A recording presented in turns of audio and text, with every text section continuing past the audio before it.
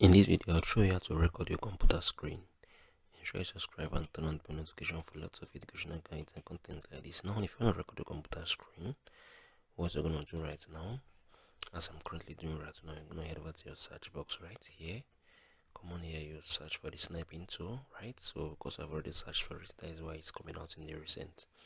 So, you're going to click on it, right? Once you click on it, you're going to see this new tab here. So this is basically for the recording. That is, if you want to record your screen, you're gonna use this.